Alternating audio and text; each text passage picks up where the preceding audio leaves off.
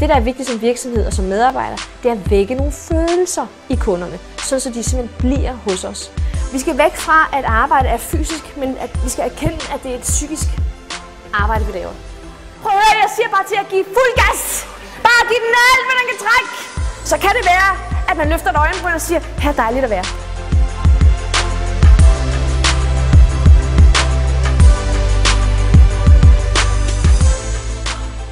Grunden til, at jeg er her i aften, det er, at jeg skulle fortælle noget om, hvordan arbejder man sammen, og hvordan får man ting til at ske i kraft af fællesskab.